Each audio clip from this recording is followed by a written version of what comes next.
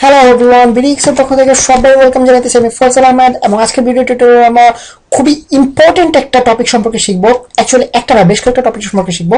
তার মধ্যে সবচেয়ে ইম্পর্টেন্ট যেটা হচ্ছে যে দুটো, সেটা হচ্ছে একটা হচ্ছে ক্লিয়ার ফিক্স সম্পর্কে শিখবো, যেটা ফ্লোটিং এর ক্ষেত্রে ব্যবহৃত হয়। আর একটা ব্যাপার আমরা শিখবো, সেটা হচ্ছে গ্রিডিং সিস্টেম অথবা স্ক্যাফোল্ডিং বলা হয় জিনিসটাকে। অর্থাৎ আমরা কিভাবে আমাদের লেআউটের মধ্যে গ্রিড তৈরি করি, এক একটা কলাম তৈরি করি, এক একটা রো তৈরি করি, সেই সম্পর্কে আমরা শিখবো। সো আমাদের পিএইচডিটাতে দেখা যাচ্ছে, এখানে আপনারা দেখতে পাচ্ছেন যে 3টা কলাম রয়েছে প্রত্যেকটা রোতে। এখানে একটা রো, এটা একটা রো এবং এটা একটা রো, এখানে 3টা কলাম এবং এখানে 3টা কলাম রয়েছে। সো এটা আমরা কিভাবে তৈরি করতে পারি সেটা সম্পর্কে আমরা প্রথমে শিখবো। তার আগে খুবই ছোট্ট একটা জিনিস, সেটা হচ্ছে ক্লিয়ার ফিক্সিং। সেটা আপনাদেরকে দেখিয়ে নেওয়া যাক। এখন আপনাদেরকে এক্সপ্লেন করতেছি। তার আগে চলুন আমরা কোড লেখা শুরু করি সরাসরি। সো লাস্ট টিউটোরিয়ালে আমরা যেখানে শেষ করেছিলাম, ঠিক সেখানে পর থেকে আমরা ধরি। আমরা শেষ করেছিলাম আমাদের স্লাইডারের যেই বাটনগুলো রয়েছে, কন্ট্রোল বাটনগুলো রয়েছে সেগুলো। সো আমরা একটা কমেন্ট লিভ করে যে এখানে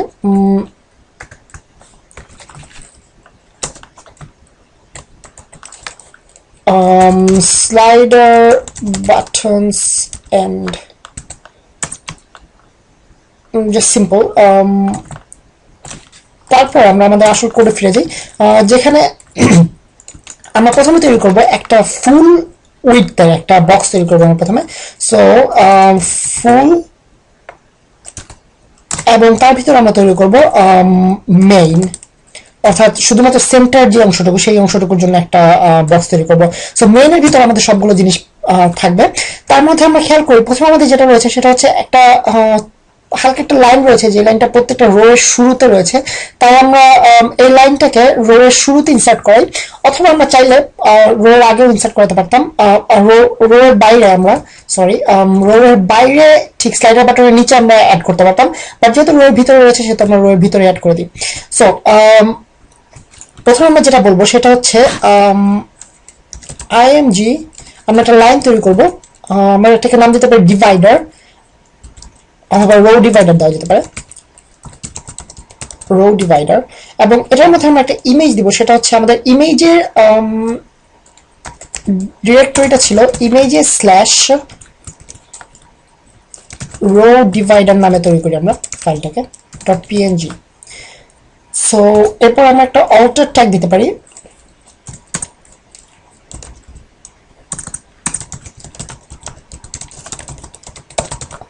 সো এখন আমরা ইমেজটাকে সেভ করব, যেহেতু আমরা অলরেডি আমরা ট্যাগটাকে তৈরি করেছি। এখন আমরা ইমেজটাকে সেভ করব। এইসব ক্ষেত্রে সাধারণত এই ধরনের ইমেজগুলো খুবই সূক্ষ্ম হয়ে থাকে, সেই জন্য এগুলোকে আলাদা একটা নতুন ডকুমেন্টে নিয়ে ঠিকভাবে ক্রপ করাটা খুবই প্রবলেমেটিক। তাই আমি যা করে থাকি নর্মালি, সেটা হচ্ছে আমি এখান থেকে সরাসরি পিএইচডি থেকেই ক্রপ করে নিই এই পার্টটুকুকে। তারপর শুধুমাত্র এই পার্টটুকুকে সেভ করে আমি রোল ব্যাক করি পেছনের দিকে। তো চলুন আপনাদেরকে দেখা যাচ্ছে আমার মেথড। এছাড়া আপনারা নর্মালি আমি যেভাবে এতদিন করে আসছিলাম, অর্থাৎ আলাদা একটা ডকুমেন্টে নিয়ে সেখান থেকে ম্যানিপুলেট করে অথবা ছোট বড় করে ক্রপ করে আমরা সেভ করতে পারি। বাট এখন আমি দেখাবো আমার মেথডটা, আমি যেভাবে সাধারণত কাজ করে থাকি। সো প্রথমে আমি ইমেজটাকে নিলাম, 920 পিক্সেল নেব আমরা ইমেজের। সো একটু জুম ইন করি, আর একটু ছোট করে নিই, কারণ এত বড় এত এত বেশি হাইটের ইমেজ আমাদের প্রয়োজন পড়বে না। যত বড় ইমেজ পেজ লোডিং এর টাইম তত বেশি হবে। ক্রপ করলাম আমাদের প্রয়োজনীয় হাইটের টুকু। এখন আমরা এন্টার প্রেস করব, তাহলে আমাদের জায়গাটুকু ক্রপ হয়ে যাবে। এরপর আমরা জিনিসকে সেভ করব। সো সেভ করার জন্য আমাদের প্রথমে যেটা দরকার হবে সেটা হচ্ছে আমাদের ডিরেক্টরিতে যাওয়া লাগবে। আমাদের ডিরেক্টরি হচ্ছে টেমপ্লেট, এবং এখানে আমাদের ইমেজেস ফোল্ডারের মধ্যে আমরা সেভ করব পিএনজি ইমেজ হিসেবে, অথবা আমরা সরাসরি হোয়াইট ব্যাকগ্রাউন্ড হিসেবে সেভ করতে পারি, জেপিজি ইমেজ হিসেবে সেভ করতে পারি, কারণ আমাদের যেহেতু ব্যাকগ্রাউন্ডটা হোয়াইটই রয়েছে। সো চলুন আমরা জেপিজি হিসেবে সেভ করে দিই, জেপিজি। তারপর আমরা বলবো রো ডিভাইডার .jpg। সো ইমেজটাকে আমরা সেভ করলাম। এখন আমরা ব্যাকে রোল করবো, অর্থাৎ আগে যেরকম ছিল ক্রপের আগে, ঠিক সেই জায়গায় ফিরে যাবো। কিভাবে আমরা যেতে পারি? আমার কম্পিউটারের শর্টকাটটা হচ্ছে Ctrl-Alt-Z। নর্মালি ফটোশপের ডিফল্ট কমান্ড হচ্ছে আনডু কমান্ড হচ্ছে Ctrl-Alt-Z, অর্থাৎ আপনারা যতবার সম্ভব পিছনে যেতে পারবেন Ctrl-Alt-Z প্রেস করার মাধ্যমে। তো আমি সেটা করবো এখন। কন্ট্রোল অল্টার জেড, এবং আপনারা দেখতে পাচ্ছেন ক্রপের আগে ঠিক যে ভার্সনটা ছিল সেটা চলে আসছে। সো এখন আমরা ইমেজটাকে অবশ্যই প্রথমে আমরা পিএনজি হিসেবে আমাদের এইচটিএমএল এর মধ্যে লিখেছিলাম। সো এখানে আমাদেরকে জেপিজি করতে হবে এবং আমরা পেজটাকে সেভ করি এবং আমাদের ব্রাউজার ওপেন করার চেষ্টা করি। আপনারা দেখতে পাচ্ছেন সুন্দর একটা লাইন চলে আসছে এখানে, এই লাইনটাই আমরা চাইছিলাম। সো চলুন দেখা যাক লাইনের মাঝখানে স্পেসিংটা ঠিক আছে কিনা। চলুন দেখা যাক লাইনের মাঝখানে স্পেসিংটা ঠিক আছে কিনা। খুবই কাছাকাছি উপরের, অর্থাৎ উপরের বাটনগুলো খুবই কাছাকাছি, অর্থাৎ আমার মনে হচ্ছে ঠিকই আছে স্পেসিংটুকু। সো এখন আমাদের যেটা দরকার সেটা হচ্ছে পরবর্তী অংশটুকু, এই কলামটুকু। সো কলামগুলো আমরা কিভাবে কোড করবো চলুন দেখে নেওয়া যাক। আমাদের মেইনের ভিতরেই থাকবে, বাট তার নিচে আমরা আপনারা চাইলে ইমেজটাকে একটা ডিভের মধ্যে নিয়ে নিতে পারেন, সেক্ষেত্রে আমাদের মার্কআপটা একটু সুন্দর হয় অথবা বেশি রিডেবল হয়। সো আমরা এটাকে একটা ডিভ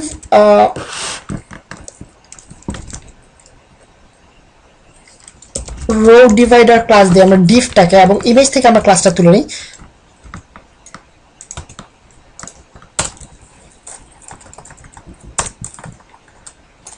সো ইমেজের মধ্যে আমাদের এই ক্লাসটার কোনো প্রয়োজন নেই, কারণ আমাদের যখন এই ক্লাসটাকে এই ইমেজটাকে স্টাইলিং করার প্রয়োজন পড়বে আমরা সরাসরি এই ক্লাসটাকে ব্যবহার করে আমরা স্টাইলিং করতে পারবো। সো এরপর আমাদের যেটা দরকার সেটা হচ্ছে রো। সো রো এর জন্য আমরা একটা প্রথমে ক্লাস তৈরি করি, বক্স তৈরি করি রো, এবং তার ভিতরে আমাদের থাকবে কলামস। সো আমাদের 3টা কলামের প্রয়োজন পড়বে। সো আমরা 3টা ডিভ তৈরি করব। 3টা ডিভের ক্লাস হবে, ধরা যাক আমরা এটাকে কলাম বলতে পারি প্রত্যেকটাকে, অথবা হ্যাঁ কলাম বলা যায়।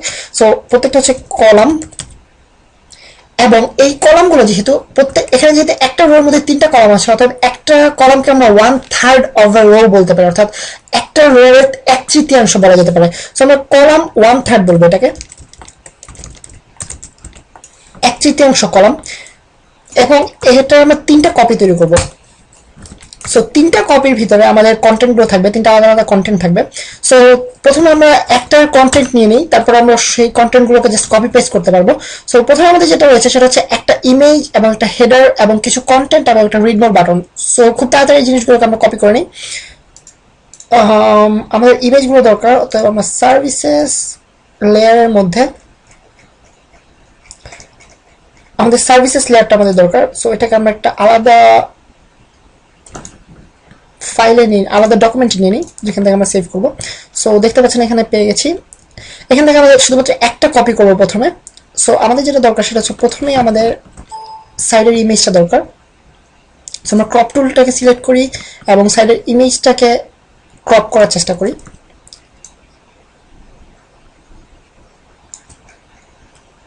বাম পাশে একটু বেশি হয়ে গেছে, সো কমিয়ে নিই। ডান পাশে আরেকটু স্পেসিং দিয়ে দিই ইমেজটার, এবং উপরের নিচের স্পেসিংটা একটু বেশি হয়ে গেছে। সো আমার মনে হয় ঠিক আছে এই পর্যন্ত। তো এখন আমরা এটাকে সেভ করব। আমরা এটাকে আইকন হিসেবে সেভ করতে পারি, যেহেতু ব্যাকগ্রাউন্ডটা ট্রান্সপারেন্ট, তবে আমরা এটাকে পিএনজি হিসেবে সেভ করব। সো চলুন আমরা সেভ করে নিই। এটার নাম দেওয়া যাক service icon clock dot PNG. যেহেতু এটা সার্ভিসের একটা আইকন এবং এটা দেখতে অনেকটা ক্লকের মতো, অতএব আমি এটাকে নাম দিলাম সার্ভিস আইকন ক্লক, এবং এটাকে আমরা পিএনজি হিসেবে সেভ করবো অবশ্যই। পিএনজি সেভ করলাম। এরপর আমাদের যেটা দরকার সেটা হচ্ছে আমরা রোল ব্যাক করে পিছনে চলে যাই, দেখি আমাদের স্টাইলিংগুলো আর কি কি রয়েছে এখানে। এখানে আমাদের একটা হেডার রয়েছে, এবং হেডারের ক্ষেত্রে আমাদের ফন্টটাকে আমরা দেখে নিই। হেডারের ফন্ট হচ্ছে 26 পিক্সেল। এখানে মাইরিয়াড প্রো ইউজ করা হয়েছে, যেটা হচ্ছে ফটোশপের ডিফল্ট একটা ফন্ট, বাট আমরা নর্মালি হেলভেটিকা অথবা অ্যারিয়াল কোন একটা ইউজ করতে পারি। চলুন আমরা মার্কআপটা লিখে নিই। প্রথমে আমাদের যেটা দরকার সেটা হচ্ছে হেডার। সো আমরা লিখে নিই হেডার নামের একটা HTML5 ট্যাগ রয়েছে, যেটা আমরা ব্যবহার করবো এখানে হেডার, এবং আমরা একটা ক্লাস ইউজ করতে পারি এখানে একটা সার্ভিস হেডার, এবং এর ভিতরে আমাদের দুটো এলিমেন্ট রয়েছে, একটা হচ্ছে ইমেজ অর্থাৎ আইকন, আর একটা হচ্ছে আমাদের হেডলাইন। সো ইমেজটা আমরা প্রথমে তৈরি করি img ডট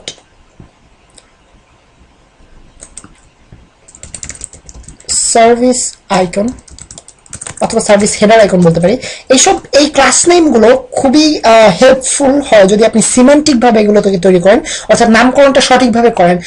যেমন ধরে যাক, আমি যখন সার্ভিস হেডার ইমেজ যদি আইকন যদি এটার নাম দিই, আমি যে কোনো সময় এটা পরবর্তীতে দেখলে আমি বুঝতে পারবো যে এই ইমেজটা অ্যাকচুয়ালি এই ক্লাসের ভিতরে রয়েছে, সেই জন্য নামকরণ এরকম হয়েছে যে সার্ভিস হেডার আইকন। প্রথমে আমরা এইটুকুকে নেব এবং এরপর আমরা এটা একটা সাফিক্স ব্যবহার করব, অর্থাৎ শেষ অংশটুকুকে আমরা চেঞ্জ করব দরকারে ক্লাস হিসেবে।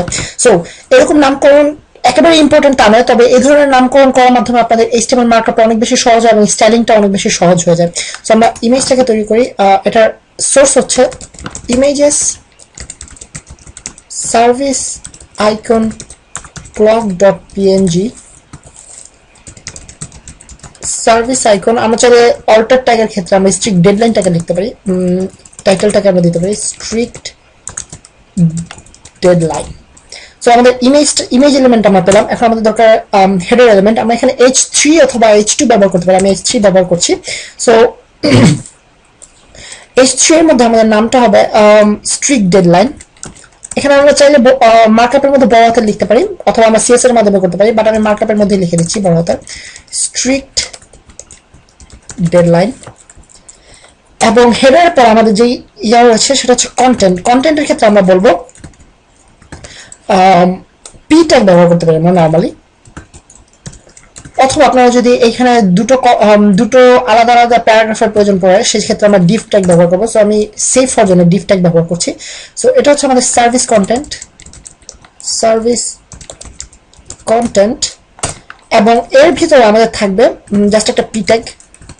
পি ট্যাগের মধ্যে আমরা জাস্ট লরেম ইপসনটাকে কপি করতে পারি। সো এই পর্যন্ত আমাদের কন্টেন্ট পর্যন্ত আমরা পেলাম। এরপর আমাদের যেটা দরকার সেটা হচ্ছে জাস্ট একটা read more button. So read more বাটনের জন্য আমরা একটা ডিভ তৈরি করে নিই, সার্ভিস অ্যাকশন বাটনের অ্যাকশন সেকশন বলা যেতে পারে এটাকে, অর্থাৎ এখানে আমাদের অ্যাকশন বাটনগুলো থাকবে। এখানে আমরা ক্লিক করলে একটা অ্যাকশন হবে, সেটা হচ্ছে আমাদের এই সার্ভিসের পেজটাতে আমাদেরকে নিয়ে যাবে টেকনিক্যালি। সো সেটা হচ্ছে আমাদের action button. So service action এর ভিতরে আমাদের যেটা দরকার হবে সেটা হচ্ছে একটা বাটন। আমরা এটা ক্লাস দিতে পারি রিড মোর এবং এটা টেক্সট হবে জাস্ট রিড মোর সিম্পলি এবং কিছু dots at the end. So আমরা আমাদের কন্টেন্টের মার্কআপটা পেয়ে গেলাম, আমাদের কলামের মার্কআপ পেয়ে গেলাম। আরেকটা ব্যাপার আপনাদেরকে বলার প্রয়োজন মনে করছি, সেটা হচ্ছে নর্মালি HTML5 এর ক্ষেত্রে এইসব ক্ষেত্রে আমি আর্টিকেল ট্যাগ ব্যবহার করে থাকি ডিভের পরিবর্তে। অর্থাৎ যেহেতু এই জিনিসটুকু এই পার্টটুকু একটা আলাদা আর্টিকেল, এই পার্টটুকু একটা আলাদা আর্টিকেল, অর্থাৎ আলাদা একটা বাংলায় বলতে গেলে আপনাদেরকে অনুচ্ছেদ বলা যেতে পারে, আলাদা একটা অনুচ্ছেদ যেহেতু, সেই জন্য আমরা সাধারণত আর্টিকেল ট্যাগ ব্যবহার করতে পারি ডিভ ট্যাগের পরিবর্তে। সো আমি এটাকে আর্টিকেল ট্যাগে পরিবর্তন করি আর্টিকেল, এবং এই রোটাকে আমরা ডিফটাকে আমরা সেকশন হিসেবে ব্যবহার করতে পারি, কারণ এই পুরো সেকশনের জন্য, এই পুরো রো এরিয়ার জন্য এটা একটা আর্টিকেল, এটা একটা আর্টিকেল। সো এটাকে আমরা একটা সেকশন রাখতে পারি পুরো রোটাকে। সো এটা হচ্ছে একটা সেকশন এবং এটা হচ্ছে একটা, এই তিনটা হচ্ছে আর্টিকেল। সো জাস্ট আমরা এই জিনিসটাকেই আলাদা তিনটা কপি তৈরি করে নিই, 1 2। সো প্রথমে আমাদের যেটা দরকার হবে সেটা হচ্ছে সার্ভিসের আইকনগুলো চেঞ্জ করা এবং টেক্সটগুলো চেঞ্জ করা, বাট এটা আমি পরবর্তীর জন্য রেখে দিই কারণ আমাদের আগে স্টাইলিং এর দিকে মনোযোগ দিতে হবে। সো চলুন আমরা স্টাইলিংটা করে নিই। ফাইলটাকে সেভ করলাম, ইন্ডেক্স ফাইলটাকে। এখন আমরা স্টাইলিং এ যাব। সো একটা ছোট্ট কমেন্ট লিখে দিই, কমেন্টটা হচ্ছে রো স্টাইলিং, এবং এখানে আমাদের যেটা দরকার হবে সেটা হচ্ছে প্রত্যেকটা কলামকে আলাদাভাবে কাউন্ট করা, অর্থাৎ প্রত্যেকটা কলামের জন্য উইথ ক্যালকুলেট করা। আমরা জানি যে এখানে আমাদের 920 পিক্সেল উইথ রয়েছে পুরো জিনিসটার, এবং প্রত্যেকটাকে 3 দ্বারা ভাগ করে মাঝখানে কিছুটা গ্যাপ দিতে হবে। এবং আপনারা খেয়াল করুন যে সবার শেষের এলিমেন্টটা, সবার শেষের কলামটায় ডান পাশে কোনো গ্যাপ নেই, অর্থাৎ ডান পাশে কোনো এমটি স্পেস নেই, এবং এই দুটোর ডান পাশে এমটি স্পেস রয়েছে। সো এই জিনিসটা একটু কেয়ারফুল আমাদের ক্যালকুলেট করা লাগে, এবং এটা হচ্ছে আমাদের গ্রিড সিস্টেম, অর্থাৎ আমরা প্রত্যেকটা গ্রিডকে কিভাবে সাজাবো আমাদের রো এর মধ্যে। সো এই জিনিসটা একটু আমাদের হিসাব করে ক্যালকুলেট করা লাগবে। চলুন আমরা দেখে নিই ক্যালকুলেটরের মাধ্যমে। সো আমরা একটা ক্যালকুলেটর ওপেন করলাম, এবং আপনারা খেয়াল করুন যে পুরোটাকে যদি আমরা 100% উইথ ধরি, আমাদের এক্স্যাক্টলি পিক্সেল হিসাবে হিসাব করার আর প্রয়োজন পড়তেছে না, অর্থাৎ 920 পিক্সেল নাকি 940 পিক্সেল সেটা আমাদের জানার দরকার পড়তেছে না। আমরা জাস্ট উই পুরোটাকে 100 পিক্সেল ধরে নেব। এটার সুবিধাটা হচ্ছে যে যখন আমরা রেসপন্সিভ করার চেষ্টা করবো, অর্থাৎ আমাদের যখন মোবাইলের জন্য থাকবে, আমাদের যখন ট্যাবলেট পিসির জন্য থাকবে, আমাদের যখন ডেস্কটপের জন্য থাকবে, আমাদের যখন ল্যাপটপের জন্য থাকবে, তখন আমাদের আলাদাভাবে প্রত্যেকটা আলাদা পিক্সেল হিসাব করা হবে না। আমরা জাস্ট পুরোটাকে 100% ধরে ওই পার্সেন্টেজটাই ব্যবহার করতে পারবো এবং প্রত্যেকটার জন্য আলাদাভাবে পিক্সেল হিসাব করে আমাদের ভ্যালু বসানো লাগবে না, উইথ হাইট বসানো লাগবে না। সো চলুন আমরা দেখি 100% কে 3 দ্বারা ভাগ করলে কত হয়, 33.3333। কিন্তু একটা জিনিস খেয়াল করুন যে প্রত্যেকটা যদি এইভাবে 33.3 করে দিই তাহলে একটার সাথে একটা লেগে যাবে, অর্থাৎ মাঝখানে গ্যাপটুকু থাকতেছে না। সো আমাদের যেটা করতে হবে সেটা হচ্ছে দুটোর ডান পাশে একটা নির্দিষ্ট পরিমাণ গ্যাপ রাখতে হবে, এই দুটোর ডান পাশে নির্দিষ্ট পরিমাণ স্পেসিং থাকতে হবে, বা সবার শেষেরটা ডান পাশে স্পেসিং না থাকলেও চলবে। এটা আমরা কিভাবে করতে পারি? এটার 3টা ওয়ে রয়েছে। একটা হচ্ছে আমরা সিএসএস এর nth চাইল্ডে ব্যবহার করতে পারি। nth চাইল্ডের মাধ্যমে আমরা বলে দিতে পারি যে কত নম্বর চাইল্ডের কত নম্বর এলিমেন্টের, অর্থাৎ চাইল্ড বলতে বোঝায় যে কোন একটা প্যারেন্টের চাইল্ড, অর্থাৎ এই রো এর 3 নম্বর চাইল্ড এলিমেন্ট, এই এলিমেন্টটা, অথবা আমরা যদি বলি 2 নাম্বার তাহলে এই এলিমেন্টটাকে ধরবে, আমরা যদি বলি 3 নাম্বার তাহলে এই এলিমেন্টটাকে ধরবে। কিন্তু এটার কিছু প্রবলেম রয়েছে, যেমন ব্রাউজার কম্প্যাটিবিলিটি এটসেট্রা। তাই আমরা ব্যবহার করবো সরাসরি ক্লাস সিস্টেম। আমি যেটা সাধারণত করে থাকি না, বাট এই ক্ষেত্রে আমরা করবো, সেটা হচ্ছে আমরা সবার শেষ কলামটাকে, আপনারা দেখতে পাচ্ছেন এই একটা কলাম এখানে শেষ হয়েছে, এই একটা কলাম এখানে শেষ হয়েছে এবং এই একটা কলাম। তো 3 নম্বর কলামটাকে আমরা একটা ক্লাস অ্যাড করবো লাস্ট কলাম অথবা শুধুমাত্র লাস্ট। সো যে ক্ষেত্রে এখন আমরা সরাসরি স্টাইলিং এ বলে দিতে পারি যে যখন এটা লাস্ট কলাম হবে তখন এটা ডান পাশে কোনো মার্জিন রাখবে না। সো এখন আমরা আরেকবার ক্যালকুলেশনে ফিরে যাই। এখানে আমরা যদি প্রত্যেকটাকে 3 ভাগে ভাগ করলে যেহেতু হচ্ছে না, তবে আমাদেরকে অসমানভাবে ভাগ করতে হবে। সো প্রত্যেকটাকে যদি আমরা 32 পিক্সেল ধরি, চলুন দেখা যাক কত হয়। 32 পিক্সেল 32% সরি 32 পিক্সেল নয়, 32% করে 3টা যদি হয় তাহলে আমরা পাচ্ছি 96%। তো সেক্ষেত্রে আমরা প্রত্যেকটা ডান পাশে যদি 2% করে স্পেসিং ফাঁকা রাখি, এখানে 2% এখানে 2% এবং লাস্টেরটা যদি 0% রাখি তাহলে 2 এবং 2 4, অর্থাৎ 96 প্লাস 4 100% পাচ্ছি আমরা পুরোপুরি উইডথের মধ্যে সেট হবে এবং আমরা প্রত্যেকটা আলাদা কলাম হিসেবে এবং মাঝখানে গ্যাপ হিসেবে পেয়ে যাচ্ছি। সো চলুন আমরা এই মেথডটাকে অ্যাপ্লাই করার চেষ্টা করি। প্রথমে আমরা যেটা বলবো সেটা হচ্ছে কলাম 1/3 এবং আমরা বলবো এটার উইডথ হচ্ছে 32% এবং মার্জিন রাইট হচ্ছে 2%। এবং আমরা চাইলে একটুখানি মার্জিন টপ এবং মার্জিন বটম দিতে পারি, বাট এটা একেবারে জরুরি নয়। সো আমি এভাবে রেখে দিচ্ছি। এবং আরেকটা ব্যাপার যেটা আমরা বলেছিলাম সেটা হচ্ছে লাস্ট কলামের ক্ষেত্রে আমাদের স্পেশাল স্টাইলিং লাগবে, যেটা হচ্ছে মার্জিন রাইট থাকবে না কোনো। সো কলাম 1/3 লাস্ট, যখন আমরা লাস্ট কলামে যাব সেক্ষেত্রে আমাদের মার্জিন রাইট 0 হবে। সো চলুন আমরা এটাকে সেভ করি এবং আমাদের পেজটাকে ওপেন করার চেষ্টা করি, দেখি কতটা আগলি হয়েছে জিনিসটা দেখতে। সো আপনারা দেখতে পাচ্ছেন যে 3টা আলাদা আলাদা ভাবে বসে গেছে। এর কারণ কি? এর কারণ আমরা চলুন ফায়ারবাগের মাধ্যমে পর্যবেক্ষণ করি। যদি আমরা এই এলিমেন্টের উপরে মাউসটা নিই, আপনারা দেখতে পাচ্ছেন যে এই আর্টিকেলটার উপরে মাউসটা নিলে আপনারা দেখতে পাচ্ছেন যে এটার উইথ ঠিকই 32% রয়েছে, বাট এই জিনিসটা পুরো এই উইথটাকে দখল করে রেখেছে, কারণ আমরা জিনিসটাকে ফ্লোট করেনি, প্রত্যেকটা লেফট সাইডে ফ্লোট করে থাকতে হবে। সো এর মানে হচ্ছে যে এই জিনিসটা আমাদের পুরো জায়গাটা দখল করে রেখেছে।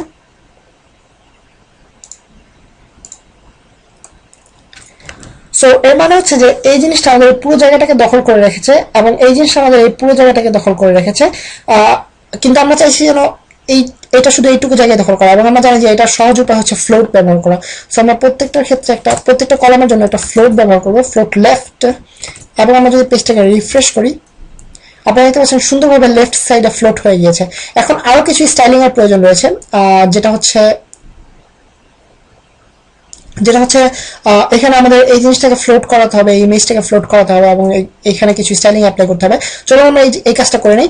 এবং তার আগে ছোট্ট একটা কাজ করবো, সেটা হচ্ছে প্রত্যেকটা রো এর উপরে এবং নিচে কিছু স্পেসিং আমরা রেখে দেবো। আপনারা দেখতে পাচ্ছেন এখানে কিছু স্পেসিং রয়েছে এবং এখানে কিছু স্পেসিং রয়েছে। সো এই স্পেসিং গুলো আমাদেরকে রাখতে হবে। সো আমরা একটা করে রো এর স্টাইলিং করি।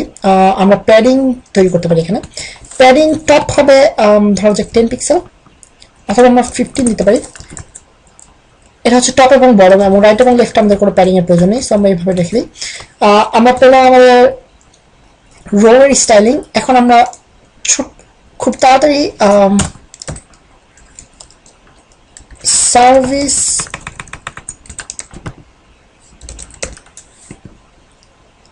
হেডার আইকন কে আমরা অবশ্যই ফ্লোট লেফট করবো এবং মার্জিন রাইট দিয়ে দিই একটা। চলুন দেখে না যাক কতখানি স্পেসিং রয়েছে। মোরলেস 5 পিক্সেল বড় দিতে পারি এটাকে, অথবা আমরা মেজার করে দেখতে পারি আপনারা যদি চান। এখানে 13 পিক্সেল রয়েছে উইথ, সো আমরা 10 পিক্সেল ব্যবহার করতে পারি। মার্জিন রাইট 10 পিক্সেল, এবং আমাদের সার্ভিস হেডারটাকেও, হেডারের ভিতরে যে H3 এলিমেন্ট রয়েছে সেটাকে আমরা ফ্লোট লেফট করাতে হবে। সো ফ্লোট লেফট করলাম, এবং এটার স্টাইলিংটা আমরা একটু দেখে নিই। মাইরিয়ার প্রো ছিল, এবং আমরা ফন্ট সাইজটা একটু দেখে নিই। 26 পিক্সেল, এবং আমাদের কালার হচ্ছে 66666। সো কালার পেলাম, এবং আমরা ফন্ট সাইজ দরকার আমাদের। ফন্ট সাইজ হচ্ছে 28 অথবা 26। সো 26 পিক্সেল, এবং আমরা ফন্ট হিসেবে জাস্ট নর্মালি রেখে দিই যেটা আছে সেটাই। তারপর আমরা এরিয়াল অথবা হেলভেটিকে চেঞ্জ করার চেষ্টা করবো। সো এটা হচ্ছে আমাদের এখনকার নতুন স্টাইলিং, যেটা দেখতে খুবই আগলি এবং খুবই বিচ্ছিরি, এবং এটা এক্ষুনি আপনাদেরকে এক্সপ্লেন করে বলবো। আপনারা দেখতে পাচ্ছেন যে যদিও এখানে আমাদের একটা আলাদা হেডারের মধ্যে রয়েছে, আলাদা হেডার এলিমেন্টের মধ্যে রয়েছে, কিন্তু তারপর এই জিনিসটা আমাদের কন্টেন্টটা আমাদের এই হেডারের ভিতরে চলে যাচ্ছে, দেখতে মনে হচ্ছে হেডারের ভিতরে চলে যাচ্ছে। কারণ কি? কারণটা আপনাদেরকে এক্ষুনি এক্সপ্লেন করার চেষ্টা করবো আমি। যেটা আপনাদেরকে প্রথমে বলে নিয়েছিলাম সেটা হচ্ছে ফ্লোটের ক্ষেত্রে আমরা কিভাবে ক্লিয়ার ফিক্স করতে পারি সেই জিনিসটা সম্পর্কে আপনাদেরকে এই ভিডিওতে দেখানোর কথা। চলুন আমরা এটা দেখে নিই এখন। সো এই ব্যাপারটা হচ্ছে যে যখন আমরা কোনো একটা এলিমেন্টের ভিতরে সবগুলো এলিমেন্টকে ফ্লোট করিয়ে দেই, তখন ওই এলিমেন্টের ভিতরে কোনো কন্টেন্ট না থাকলে যেরকম হতো সেরকম একটা অবস্থা তৈরি হয়। অর্থাৎ আমরা যদি হেডার এলিমেন্টের উপরে মাউসটা নেই, সার্ভিস হেডার, আপনারা দেখতে পাচ্ছেন যে এটা কোনো এরিয়াকে হাইলাইট করতেছে না, অর্থাৎ এমন একটা অবস্থা তৈরি হয়েছে যেন এর ভিতরে অ্যাকচুয়ালি কোনো কন্টেন্ট নেই। তখন আমরা যদি সার্ভিস কন্টেন্টের উপরে মাউসটা নেই, আপনারা দেখতে পাচ্ছেন যে এই পুরো এরিয়াটুকু কালার হয়ে যাচ্ছে, হাইলাইট করা হচ্ছে। সো এই কালার এরিয়াটুকুকে হাইলাইট করা হচ্ছে কারণ হচ্ছে এটার ভিতরে কন্টেন্ট রয়েছে, এবং কন্টেন্ট হচ্ছে একটা প্যারাগ্রাফ টাইপ। কিন্তু এখানে যদি আমরা মাউস নেই তখন আমরা দেখতে পাচ্ছি এই জায়গাটা এমটি, অর্থাৎ এটা কোনো এটার ভিতরে কোনো এলিমেন্ট নেই। কিন্তু আমরা যদি এক্সপ্যান্ড করি আমরা ভিতরে দেখতে পাচ্ছি দুটো এলিমেন্ট রয়েছে যেটা আলাদা আলাদাভাবে স্পেস দখল করেছে, কিন্তু পুরো এটার প্যারেন্ট এলিমেন্টের ভিতরে কোনো জায়গা দখল করেনি। সো একটু কমপ্লেক্স আইডিয়াটা, বাট আমাদের ইমপ্লিমেন্টেশনটা একেবারে সহজ। চলুন আমরা দেখে নিই কিভাবে এটার হাত থেকে আমরা মুক্তি পেতে পারি। সো এটা দুটো ট্রিক্স রয়েছে। একটা হচ্ছে ক্লিয়ার ফিক্স নামে একটা এলিমেন্ট ব্যবহার করা। ক্লিয়ার ফিক্স নামের একটা ক্লাসযুক্ত একটা ডিভকে ব্যবহার করা, যেটা একটু পুরান টাইপের মেথড। এটা আগের আমলে ব্যবহার করা হতো, অর্থাৎ 3-4 বছর আগে। এখন আমরা নতুন মেথড ব্যবহার করে থাকি। CSS3 এর বিভিন্ন ইউজফুল দিকের মধ্যে একটা হচ্ছে পুরান জিনিসগুলোকে আপডেট করে নতুন শর্ট এবং ট্রিকি জিনিসে পরিণত করা। সো এখন আমরা দেখবো কিভাবে আমরা CSS3 এর মাধ্যমে করতে পারি। সেটা হচ্ছে নতুন একটা ক্লাস তৈরি করবো আমরা, সেই ক্লাসটা আমাদের প্রত্যেকটা এলিমেন্টের পরবর্তী অংশটুকুকে ক্লিয়ার করবে। সো ক্লিয়ার অ্যাকচুয়ালি কি? ক্লিয়ার হচ্ছে ফ্লোটের একটা ফ্লোটকে রিমুভ করা অথবা ফ্লোটকে মুছে দেওয়ার একটা স্টাইলিং। সো আমরা এভাবে বলে থাকি জিনিসটাকে। ক্লিয়ার এটা 2 ধরনের হতে পারে, 3 ধরনের হতে পারে, লেফট অথবা রাইট অথবা বোথ। অর্থাৎ আমরা লেফট সাইড থেকে ফ্লোট গুলোকে ক্লিয়ার করবো, নাকি রাইট সাইড থেকে ফ্লোট গুলোকে ক্লিয়ার করবো, নাকি সব দিক থেকে ফ্লোটকে ক্লিয়ার করবো। অর্থাৎ ফ্লোটিং এলিমেন্ট গুলোকে ক্লিয়ার করে আমরা ওইটার প্যারেন্টকে আমরা ওই এলিমেন্ট গুলোর জায়গাটুকুকে দেখিয়ে দেবো যে এটা এই জায়গাটুকু দখল করেছে। একটু কমপ্লেক্স, তারপরে আপনাদেরকে যখনই দেখাবো তখনই আপনার স্টাইলিং করবো তখনই আপনারা দেখতে পাবেন কি সুন্দরভাবে এটা কাজ করতেছে। সো আমরা একটা ক্লাস তৈরি করবো, সেটা হচ্ছে ক্লাসের নাম দেওয়া যাবে গ্রুপ। এটা হচ্ছে স্ট্যান্ডার্ড প্রসিজার, অর্থাৎ এটা হচ্ছে স্ট্যান্ডার্ডলি ইউজ করা হয়ে থাকে গ্রুপ নামটা। সো ক্লাসের নাম হচ্ছে গ্রুপ, এবং আমরা বলবো এটার আফটার এবং এটার বিফোর এগুলো হচ্ছে সিডো এলিমেন্ট আপনাদেরকে আগে দেখানো হয়েছে ফার্স্ট চাইল্ড সেকেন্ড চাইল্ডের মতো। সো আফটার এবং বিফোর, অর্থাৎ এই গ্রুপ ক্লাসটা যেখানেই থাকবে তার আগে এবং পরে আমরা কিছু কন্টেন্ট ব্যবহার করবো। সো কন্টেন্ট কি? সরাসরি আমরা কন্টেন্ট ব্যবহার করবো বলতে আমরা জাস্ট একটা এমটি স্পেস তৈরি করব। সো এই সিএসএস কন্টেন্টের মাধ্যমে আমরা যে কোনো কিছু আমাদের সিএসএস এলিমেন্টের মধ্যে রাখতে পারি, যেমন ধরো ইমেজ অথবা টেক্সট। এটা খুবই একটা বাজে মেথড, কারণ আমাদের যে কোনো কন্টেন্ট এইচটিএমএল এর ভিতরে থাকা উচিত, সিএসএস এর ভিতরে থাকা উচিত না। কিন্তু এই জিনিসটা খুবই হ্যান্ডি এবং ইউজফুল কিছু ছোটখাটো ট্রিক্সের জন্য। সো এটা আমরা এখানে ব্যবহার করব কন্টেন্ট। এবং আরেকটা ছোট্ট নতুন প্রপার্টি আমরা ব্যবহার করবো, সেটা হচ্ছে ডিসপ্লে টেবল, যেটা আপনারা আগে দেখেন। আগে আপনারা দেখেছেন display block, display element, display in block, inline block অথবা ডিসপ্লে ইনলাইন, কিন্তু আপনারা ডিসপ্লে টেবিলটা আগে কখনো দেখেননি সম্ভবত। সো এটা হচ্ছে নতুন একটা CSS3 এর একটা প্রপার্টি অথবা অ্যাট্রিবিউট। চলো আমরা এটাকে ব্যবহার করার চেষ্টা করি। এবং এরপর আমরা যেটা বলবো সেটা হচ্ছে গ্রুপ আফটার, অর্থাৎ অটোমেটিক্যালি গ্রুপের পরবর্তী জায়গাটুকুকে আমরা ক্লিয়ার বোধ করব। সো আমরা প্রত্যেকটা গ্রুপ ক্লাসের পরবর্তী জায়গাটুকুতে ক্লিয়ার করব। চলুন আমরা এখন আমরা চাইতেছি এই হেডার এলিমেন্টের ভিতরের অংশটুকু যেন দেখতে পাই হেডার এলিমেন্টটা। সো আমরা এখানে গ্রুপ ক্লাসটাকে অ্যাড করে দেখি কাজ হয় কিনা। কপি করলাম এবং প্রত্যেকটা হেডারের মধ্যে আমরা এই জিনিসটাকে পেস্ট করলাম। চলুন আমরা সেভ করি এবং পেজটাকে রিফ্রেশ করি। আপনারা দেখতে পাচ্ছেন সুন্দরভাবে এই জায়গাটুকু দখল হয়ে গেছে এবং এই জিনিসটা পরবর্তী রোতে চলে গেছে। এটার ভিতরে ঢুকে যাওয়ার জায়গায় যেরকম আগে ছিল তার পরিবর্তে এখন সুন্দরভাবে লেআউট হয়ে গেছে। এবং আমরা যদি হেডারের উপরে মাউসটা দিই, আপনারা দেখতে পাচ্ছেন এই যে জায়গাটা দখল করেছে সেটা আমরা এখন কালার হিসেবে দেখতে পাচ্ছি। সো এটা খুবই সহজ এবং সুন্দর একটা মেথড এবং খুবই নিট অ্যান্ড ক্লিন একটা মেথড। আপনারা সবাই এটা ব্যবহার করতে পারেন, অথবা ক্লিয়ার ফিক্স ব্যবহার করতে পারেন, যেটা অনেক জায়গায় আপনারা খুঁজে পাবেন, জাস্ট গুগলে সার্চ করলে আপনারা পাবেন। সো আমি জাস্ট এই মেথডটাই ব্যবহার করবো। এবং এরপর আমাদের যেটা দরকার সেটা হচ্ছে আমাদের হেডারটাকে একটু স্টাইলিং করা দরকার, হেডার টেক্সটটাকে একটু স্টাইলিং করা দরকার। ধরা যাক ফন্ট ফ্যামিলি আমরা ব্যবহার করবো, আরিয়াল দেওয়া যাক। এবং এটা মার্জিন টপ একটু ব্যবহার করতে হবে আমাদেরকে। আমরা 10 পিক্সেল দিয়ে দেখি কিরকম হয়। 10 পিক্সেল থেকে একটু নামালে সম্ভবত ভালো হবে। চলুন আমরা ফায়ারবারের মাধ্যমে কাজটা করার চেষ্টা করি।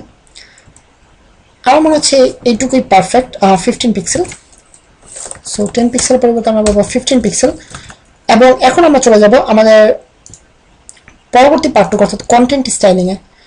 তাই আপনারা দেখে নেন যে এখানে একটুখানি ছোট্ট স্পেসিং রয়েছে নিচে। সো এই স্পেসিংটাকে আমরা অ্যাড করে নিই আমাদের হেডারের মধ্যে। সো সার্ভিস হেডার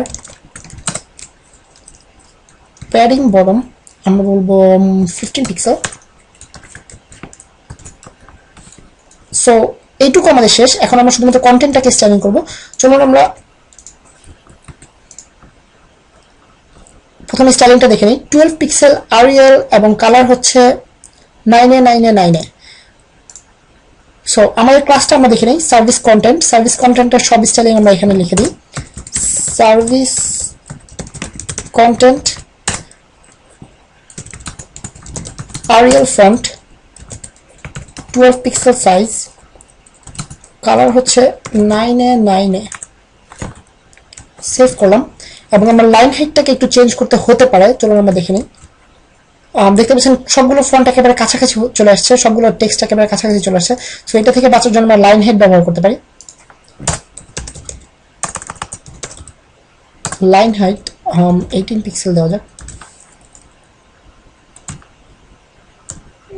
20 পিক্সেলে বেটার দেখাচ্ছে আমার মতে।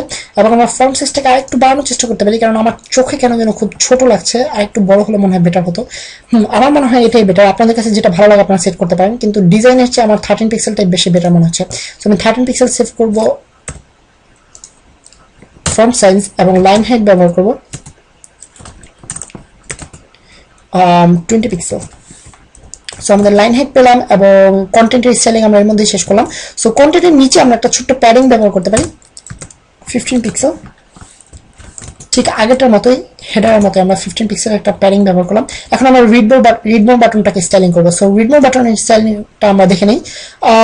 এখানে আমরা সরাসরি CSS3 এর মাধ্যমে স্টাইলিংটা করতে পারি, কিন্তু আমি ইমেজ হিসেবে করে আপনাদেরকে দেখিয়ে দিই, কারণ এটা হচ্ছে আগের ওয়ে নর্মালি এভাবে করা হয়ে থাকতো এবং এখনো এভাবে করা হয়ে থাকে। কেননা অনেক ক্ষেত্রে CSS3 এর মাধ্যমে করা স্টাইলিং গুলো বিভিন্ন ব্রাউজারে সাপোর্ট পায় না, অথবা এক এক ব্রাউজার এক এক রকম দেখতে হয়, অথবা একটু কঠিন হয়ে থাকে নর্মালি এই কাজগুলো করা। অথবা আমরা স্টাইলটিকে সরাসরি কিভাবে ইমেজের মাধ্যমে আমরা করতে পারি সেটা দেখে নিই। অথবা আমার মনে আমার মতে আমরা এটাকে টু ডু লিস্টে রেখে দিতে পারি 4। আমরা এটাকে বলবো যে image as read more button. So আমরা রিড মোর বাটন এর জায়গায় ইমেজকে কিভাবে ব্যবহার করতে সেটা আমরা পরে শিখবো, আগে আমরা CSS3 টাকে শিখে নিই। নর্মালি আমরা এতদিন করে আসছিলাম যে CSS3 এর ব্যাপারগুলোকে পরে শেখার জন্য রাখতেছিলাম, বাট আজকে আমরা একটু উল্টোটা করে দেখি। সো চলো আমরা স্টাইলিংটা একটু দেখে নিই। এখানে আমাদের একটুখানি শ্যাডো রয়েছে নিচে, এই শ্যাডোটা আমরা বাদ দিয়ে দিই আপাতত, যেহেতু CSS3 আমরা এখন এতখানি এফিশিয়েন্ট অথবা প্রফিশিয়েন্ট না যে কিভাবে শ্যাডো তৈরি করতে অথবা গ্রাডিয়েন্ট তৈরি করতে সেটা আমরা জানি।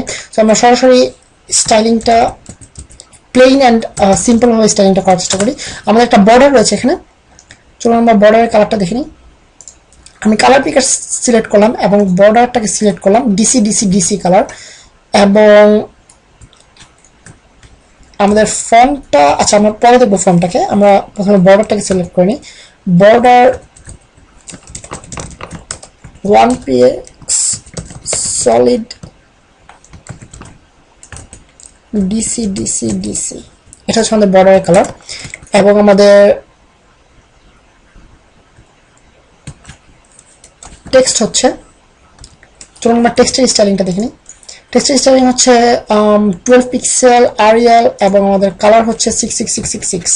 সো কালার হচ্ছে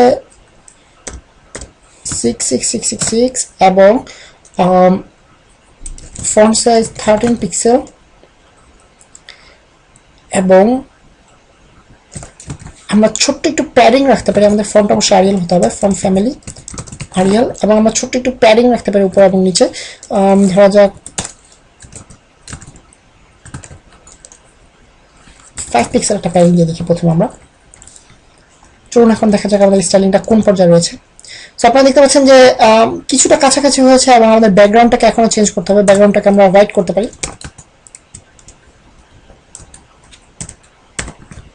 ব্যাকগ্রাউন্ড হোয়াইট পেলাম, এবং আমাদের একটা বর্ডার রেডিয়াসের দরকার রয়েছে। তো আমরা চলুন বর্ডার রেডিয়াসটাকে সেট করে দিই। 5 পিক্সেলের পরিবর্তে আমরা 10 পিক্সেল করে দেখতে পারি। সো এবং আমাদের বর্ডার রেডিয়াস ধরা যাক 15 পিক্সেল। চলুন দেখা যাক কি অবস্থা আসছে। সো এরকম হচ্ছে আমাদের বর্তমানে স্টাইলিং। সো আমরা বর্ডার রেডিয়াসটাকে আরেকটু কমানোর চেষ্টা করে দেখতে পারি।